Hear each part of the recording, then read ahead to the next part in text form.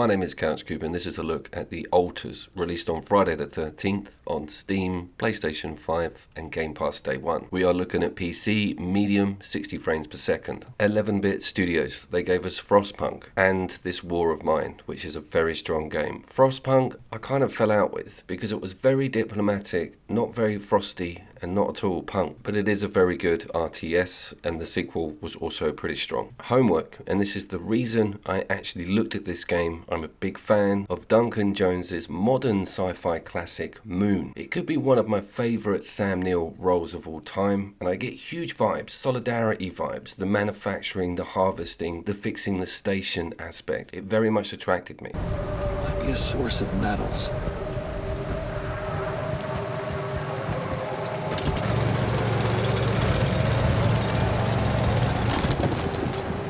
Geographically, on these early biomes, the team have gone for a look that is almost identical to the Elder's Recess from Monster Hunter World, if you know, you know, and the Giant's Causeway, which has kind of baffled me a little bit. Of all the geographical anomalies you could go for in outer space, you went with one that was indigenous to planet Earth. But this lighting is pretty incredible. I love the rain, I love the water, which blatantly looks like petrol. Other than the rock design, the whole place does look pretty damn alien. Are there any aliens though, Coop? We will get to that. I've yet to build my pickaxe at this point in the video. It's also sporting a base building tagline. Okay, and if you've played XCOM, you know exactly what sort of base building you're dealing with. You've got a locked grid system and a set area. It's almost like a map screen that you just put blocks of, let's say, a research station, let's say a kitchen, into this spherical design, which can be increased in size. Quite welcome. You can almost tailor your space station and use a lift to go up and down. Didn't stop me getting lost on something that I built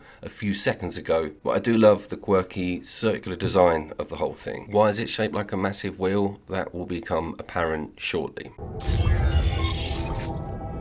So on the Solitude front, it is just you at the time being, and I very much enjoyed that aspect. You're looking for elements, you're mining for things, you're fixing stuff that got broke because there's been some sort of crash. I'm not going to go into any of the lore or opening cutscenes. I feel that a bit spoilery. You guys can enjoy those yourselves. My mission with this is just really to get the message over about what this game is, full stop, because there were some mixed messages on the trailers, and of course it's sci-fi survival horror, so that's a massive area for me. Is it survival horror? Because so far the only thing I've seen slightly dangerous is how long it takes to make a pickaxe. There is a radiation rotation. You'll see in the bottom left that you both have exhaustion and a timer on when that radiation's coming in. So you can't be doing loads of tasks, being out there for ages. You have to come back, you have to have a sleep, and this could result in some tension because you're miles away from the station.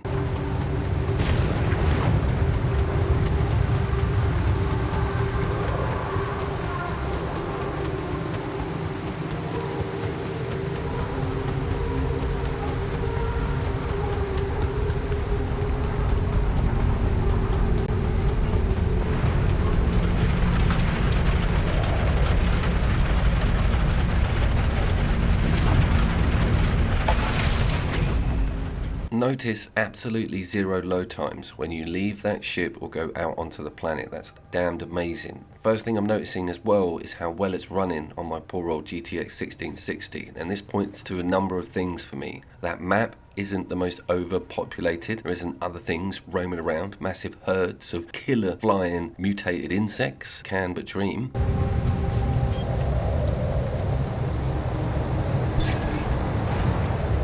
So this is the excavation mechanic, for want of a better expression, and essentially you're putting down pins in the ground and you're cordoning off an area, a bit like a game called Quicks, Game Boy original, and sort of process of elimination. I love that expression in gaming. Finding the vein of the pure element. Once you've done that, it says okay, you can put a refinery station in. That also acts as a fast travel point, which is pretty cool.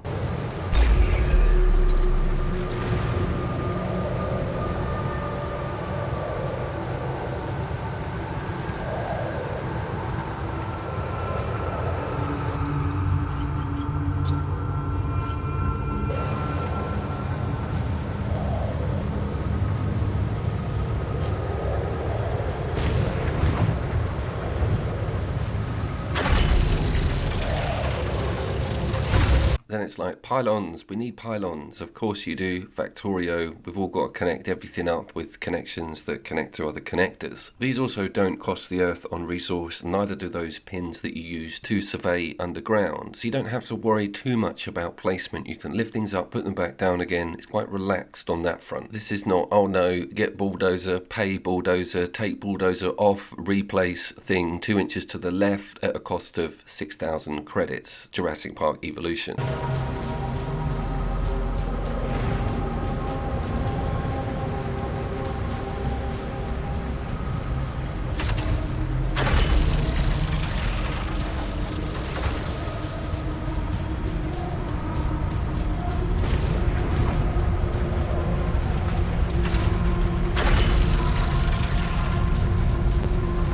As you progress, build more workstations, workshops, research centres, you then have a list of stuff that you can start manufacturing. It may be things like recharge batteries, a winch hook, a plasma pistol. No, a plasma pistol is not on that list yet. Let's briefly talk about the game's namesake, the Alters. I think it's a play on alternate or alternate universe. There is a quantum mechanical computer on your station, and obviously all the advertising is about people. So the front cover of the game is like pink with people on it. There's not even like a clip of that landscape or any of this beautiful biomes that they've created. It's just a bunch of blokes. Now there's kind of a reason for that. There is a cloning station on board. There's a big Dolly the sheep reference, which is the first cloned animal. I think that happened in the UK, and that was a number of years ago now. But a little bit like the Moon film, you spawn in an alternate version of you. Don't quote me on that, but you seem to share this timeline. This is where the game gets super weird, is that you look at the life of the protagonist. You go back, certain events become apparent, and you can start fixing and altering things, and then birth someone from that section of timeline that you may be repairing or exploring. So there'll be a different version of you that didn't make the decisions that produced you, which is in theory the final product. Now this is a huge aspect of the game, and this is why we don't have a plasma minigun on that research screen early doors. I think it's very much trying to focus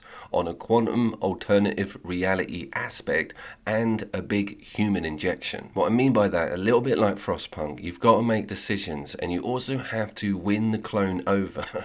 He hates you when he first turns up. You have to kiss his arse for ages, which, if you know the channel, it's not something I'm very good at.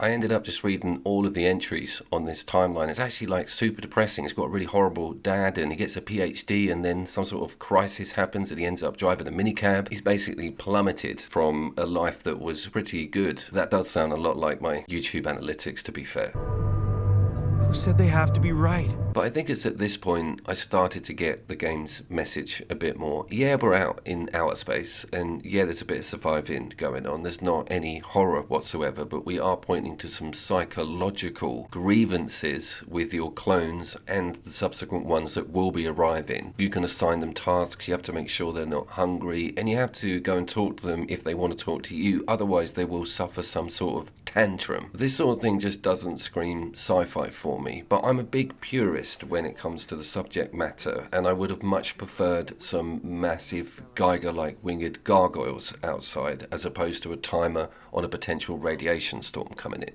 Now I know how Mom must have felt.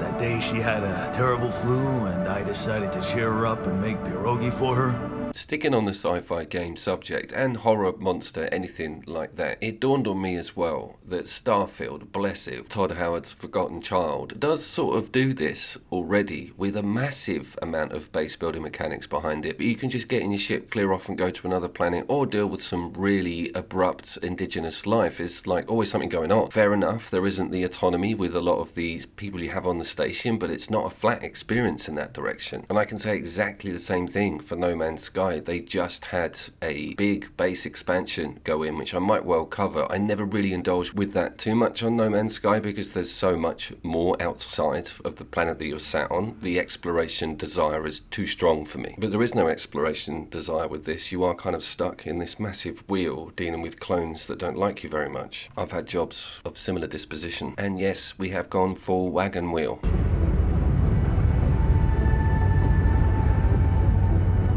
So one of the sort of sub-primary objectives is to get moving, to go to another location. This really got me excited. I was like, okay, we are just in the starter biome. I'm going to see something brand new. We are going to get out of the Elder's Recess, and everything's going to be changing. It might even be daylight. Jesus.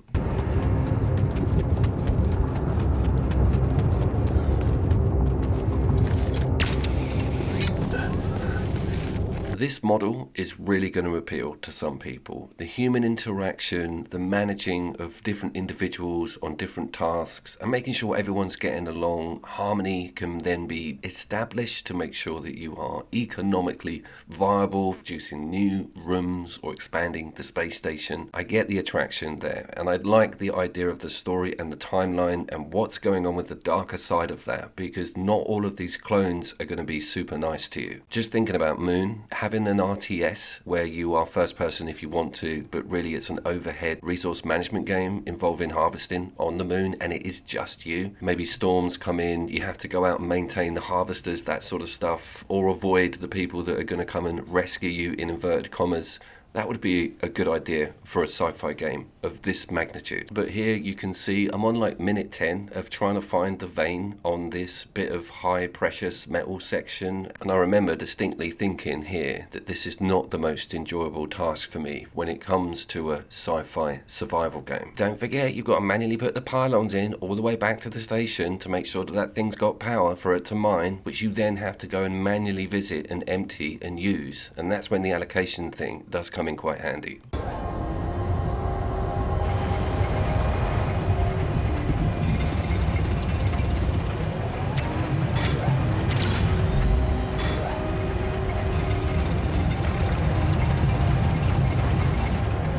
Deep Rock Galactic also does quite a large amount of this as well, but at the same time you've got massive hordes of killer mutated insects running at you from corridor to corridor, and all of the ground is mineable and changeable. Geographically, the Giant's Causeway does feel a little bit stagnant with what you can amend, adjust or turn around with its physical form. Have you played this game? Is this a massive hot take, and just round the corner have I got the research points to build an RPG? And this is something I will revisit again. I don't want to let it go just yet. I feel it's quite a big game for the studio, and of course Game Pass Day 1 means it's not really cost me anything. It's also not massive and sits on the SSD, so it's something that I'm gonna just have a fiddle around with in a couple of months. And talking of rocket propelled grenades and plasma cutters and grotesque looking mutations crawling towards you, we have got Kronos The New Dawn coming up, and I have deep dived the trailer. I really recommend you have a look at that video. I will link in description and annotate. My name was Couch Coop, and I will of course see you down there.